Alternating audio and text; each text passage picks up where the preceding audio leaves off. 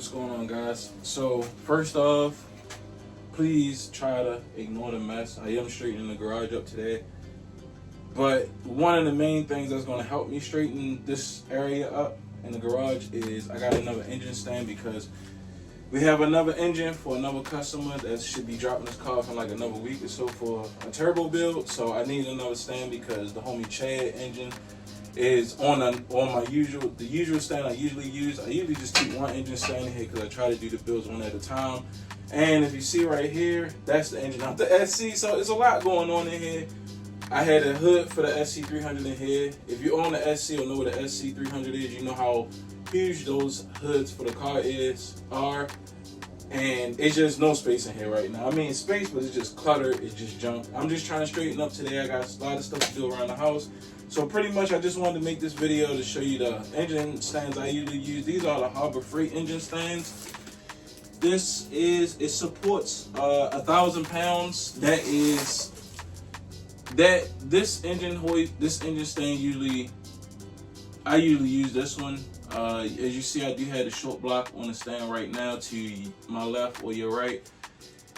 I usually do the full assembly on it. It does rotate or whatnot, so you can do, the sump, the pan, and all that good stuff. And I do put the cylinder head on and everything. So long story short, I have had complete motors put together completely on this stand. I think the block weighs like 250, 300 pounds fully assembled, and with the head on, it's probably like another, I give it like 500 or so pounds or whatnot once it's complete. Not 100% sure those numbers are correct. If you know how much it weighs complete, please write down in the comment section to help anybody who's watching the video. So pretty much we're just going to assemble this engine, and we are going to sit the non-VVTi, GE non-VVTi block on this, and we will call it a day once we do that. I still had to figure out if I'm going to leave the two blocks here, or I might sit it right here out the way because of the way the door swings. I'm not 100% sure with that part as far as when I'm actually going to sit these blocks here. I know you probably see something sitting on the block, but it's cool because the old cylinder head gasket is still on this block, so that's not doing anything. It's jumping cables. Because I know how you guys are.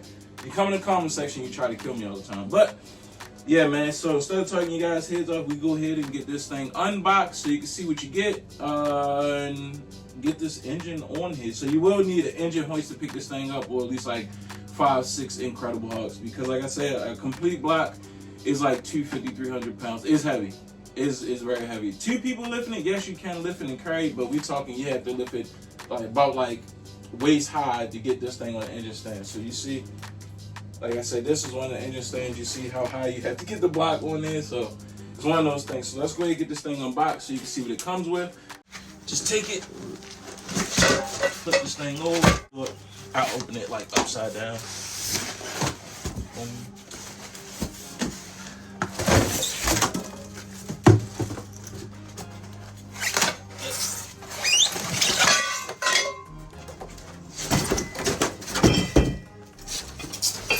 Oh, this one is different. This is not the same.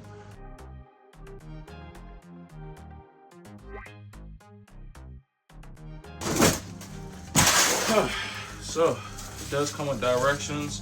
I've learned dealing with building engines, it's actually good to read directions because you don't want to mess anything up, put stuff together wrong or whatnot. So if you're watching this video, this will be your cheat code because I am going to put this thing together on camera.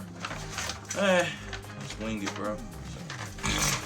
Let's get everything unwrapped. I mean, it is on the floor. It will get scratches. I'm not worried about it because we are going to be putting engines on this thing. So this nice little finish is going to be damaged sooner or later, or sooner than later. So, okay.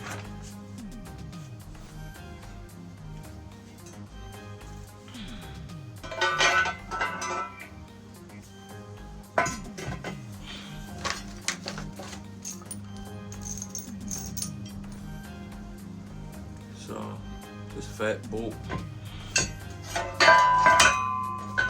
here.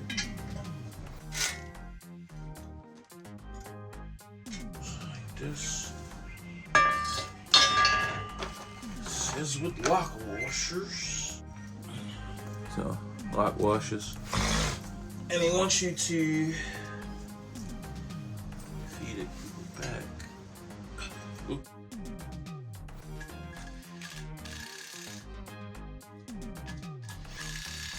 are the same, so I was just the nut, bolt, and one lock washer.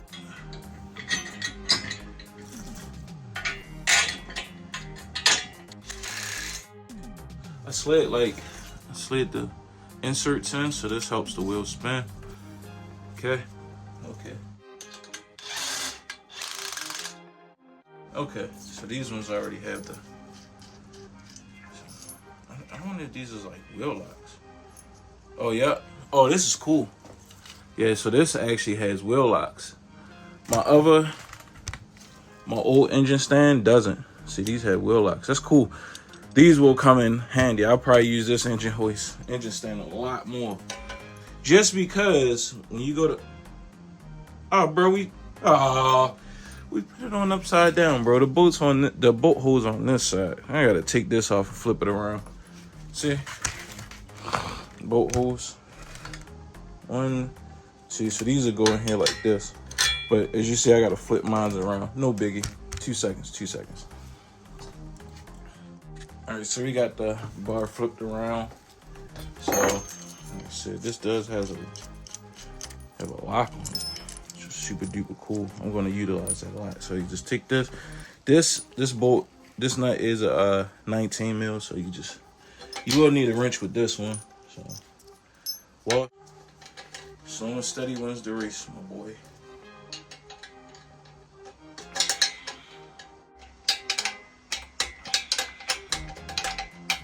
Think about this. So set it up.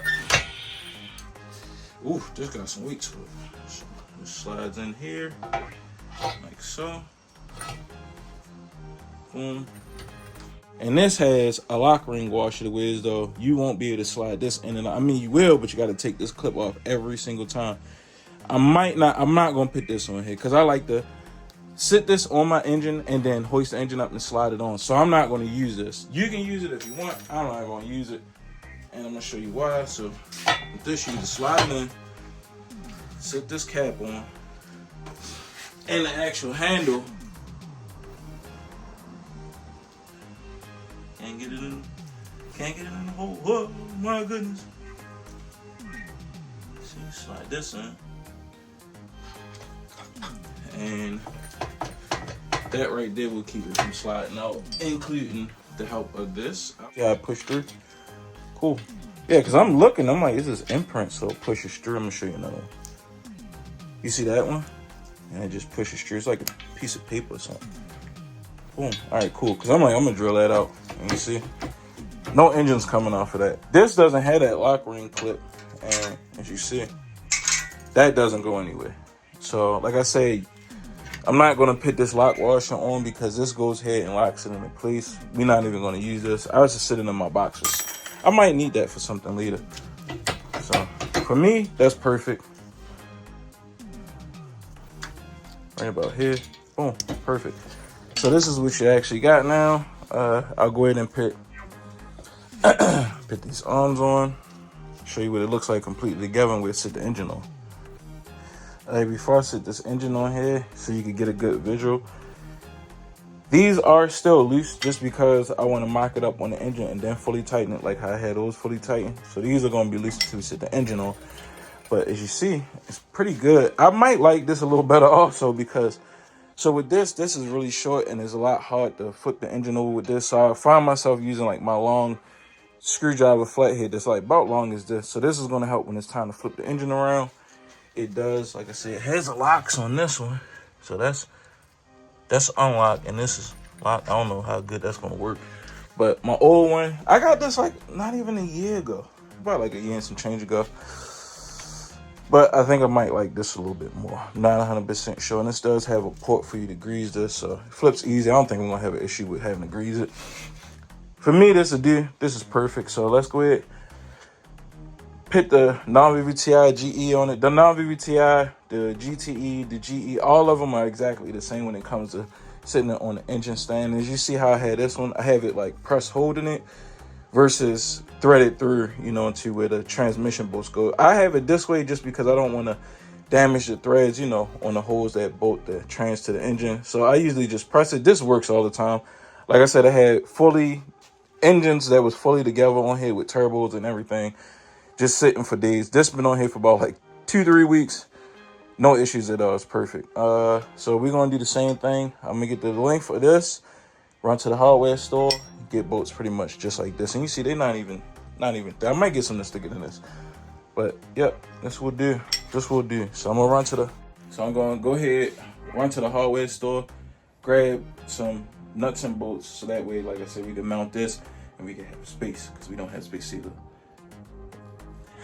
That's junky. We gotta get that straight up. Probably put, when the SC gets back from the paint place, I will probably set a lot of that in the trunk. And as you see, like I said, I had a hood here. It's stuff everywhere, bro. It's a mess. So I'm gonna go ahead, run up here, and I'm gonna show you how I sit this on the engine stand. Yes, sir. All right, guys, there you have it. The engine is securely mounted to the new engine stand. Like I said, this is cool. I most likely will be using this one more often than I will be using my older one. But the only thing that I see as far as, this joint, just sitting in the garage is like, this joint is like extremely long. So I might just have this just sitting off to the side, because if you see, this handle is shorter. It's a lot more storage friendly than this one, because this joint, like, if you see, it's super long. But other than that, everything went together pretty good. As you see, I did get like 2 of the bolts mixed up, and like I mentioned, the bolts aren't really labeled like A1 and A2, stuff like that, like how normal directions would be. I kind of was winging it as far as putting it together. It's kind of straightforward even without the directions, but the description and the display on the directions definitely helped me put it together. Like I said, this one does have like the wheel locks right here on the front. This is like the upgraded version to this. This is 1,000-pound engine stand. This is 1,000-pound engine stand. Like I said, I had multiple complete long block 2JZ GEs or whatever, turbo mounted to it, intake mounted to it on these stands, and they didn't tilt, tip, anything. They're perfect for what I use them for. As far as like V8s go, I'm not 100% sure as far as like LS goes. I would probably use like a bigger, more robust engine stand, pretty much like an engine stand that tolerates more than 1,000 pounds, just because that's like a lot of stuff going on there. But for what I do, this is actually perfect. I do have to get my beautiful engine out the way, because I most likely will be sitting these up against that wall out the way. Not 100% sure. Like I said, I'm literally just trying to make space. But I did need this engine stand, period, because tomorrow, either tomorrow or the day after, I will be cleaning these engines up, because these 2 engines are getting built for turbo. So it is what it is. But yeah, guys, as always, this is just like a quick in and out video, just to show you guys what the Harbor Freight engine stand look like. I'm not sponsored by these guys at all. This is literally just me just looking out if anybody's looking to purchase these engine stands. They don't come with the bolts to bolt your engine, to mount the engine to the actual stand. I got these. I believe these are like half inch bolts. The length is 4.5 inches, and I have a washer on the front and back, and that holds it perfectly. Like I said, it's more so like a crush effect. Like I have like the nut and the bolt on one side, and it's just squeezing it together versus using the threads on the block, because I don't want to damage those threads. But yeah, guys, as always, thanks for checking out the channel. As you see, I got a lot of stuff to do. I got a lot of extra house stuff to do also. So I'm going to go ahead and get this stuff out the way so I can enjoy my day. And we're going to do a lot of car stuff tomorrow. So, yeah. Until next time, y'all. Peace out.